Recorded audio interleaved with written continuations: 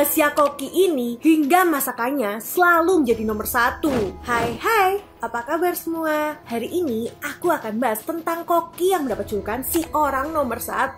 Tapi sebelum itu, aku mau tanya sama kalian, pernah nggak sih kalian nonton kartun SpongeBob? Pasti pernah dong. Tapi hari ini aku akan bahas salah satu episodenya yang menceritakan Tuan Crab menjual barang bekas. Nah, di salah satu barang bekas yang dijual Tuan Crab, dia menjual soda drink head berwarna putih dengan tulisan number 1 yang kanan kirinya tuh bisa mengeluarkan gelembung. Lalu topi ini dibeli oleh SpongeBob. Nah, ternyata nih waktu udah dibeli SpongeBob dengan harga murah, ternyata topi tersebut tuh merupakan barang langka dan para kolektor ingin beli topi tersebut hingga harga $1 juta. Tahu sendiri dong, kok Tuan Crab tuh kan mata duitannya pakai banget ya. Pada akhirnya Tuan Crab mengajak SpongeBob untuk bertukar barang. Nah, SpongeBob ini karena udah suka banget, dia tuh nggak mau. Akhirnya Tuan Crab memiliki ide untuk membuat topi itu bisa jadi miliknya. Jadi waktu malam Tuan Crab berpura-pura menjadi hantu dan dia mengatakan bahwa itu adalah topi orang yang sudah meninggal bernama Smithy Weberman Jensen.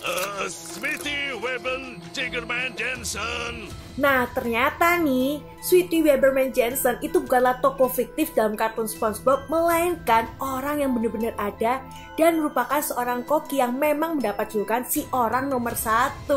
Wah, penasaran dong, kenapa sih dia bisa mendapatkan julukan si orang nomor 1? Karena prestasi baik atau karena hal buruk ya? Nah, penasaran kan? Yuk tonton video ini sampai habis.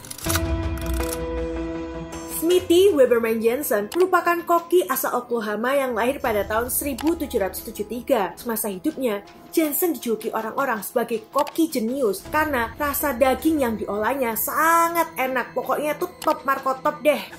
Selama masa karir Jensen sebagai seorang koki, masakannya yang paling terkenal adalah menu Little Mood, yaitu daging yang dipanggang setengah matang lalu ditambahkan dengan saus dan juga madu. Kalau saat ini mungkin ya, kok misalnya kita tuh seperti pesan steak yang dimasak medium rare, jadi dagingnya tuh masih kayak juicy gitu. Oke, lanjut ke ceritanya lagi ya. Selain Little Mood, masakan Jensen semakin tersohor karena ia memperkenalkan menu baru, yaitu olahan daging asap yang di atasnya ditambahkan saus tomat.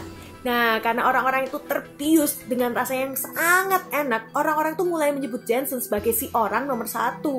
Hanya pernah dipakai oleh si nomor 1 dalam sejarah. Sayangnya, masa jaya Jensen hanya berlangsung selama 4 tahun. Pada tahun keempat, tempat makan Jensen didatangi oleh inspektur makanan yang ingin memeriksa sajian Jensen. Saat itu, inspektur tersebut dibuat kaget karena dalam masakan Jensen terdapat daging manusia. Tanpa babi ibu, akhirnya Jensen langsung masuk ke dalam penjara. Awalnya, Jensen tuh nggak mengaku kalau dia menggunakan daging manusia. Namun setelah 2 bulan di dalam penjara, Jensen akhirnya mengakui perbuatannya bahwa dia memasak menggunakan daging manusia. Saat itu, Jensen berkata bahwa dia tidak menyesal menggunakan daging manusia karena daging itu didapatkan bukan dengan cara membunuh, melainkan ia mencari ke kuburan. Walaupun demikian, hakim tetap memutuskan bahwa Jensen akan menerima hukuman mati. Nah, setelah tahu akan dihukum mati, Jensen memiliki satu permintaan. Ia meminta ia tidak butuh namanya ditulis batu nisan, melainkan ia menginginkan batu nisan dengan tulisan angka 1. Hal itu dikarenakan Jensen tetap ingin dikenang sebagai si orang nomor 1.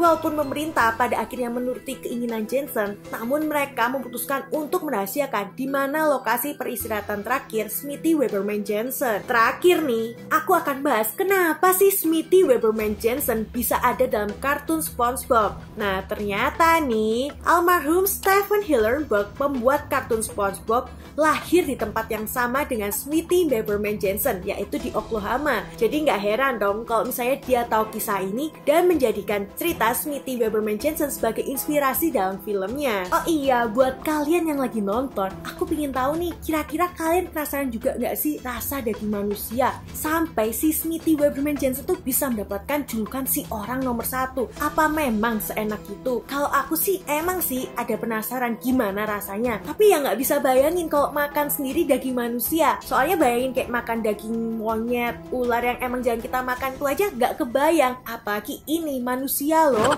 Nah, satu lagi nih, jangan lupa untuk like dan share video ini ke temanmu ya. Dan yang baru datang dan belum subscribe, yuk subscribe. Akhir kata, sampai jumpa di video selanjutnya. Bye-bye.